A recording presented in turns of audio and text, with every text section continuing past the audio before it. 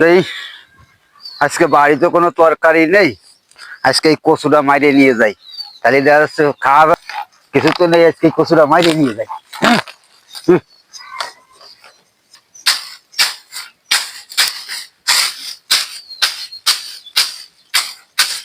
আচ্ছা ভাই, তুই আগের দিন আমার গেলে তুই বই নিয়ে গেলি, তোরে কিছু করলাম না।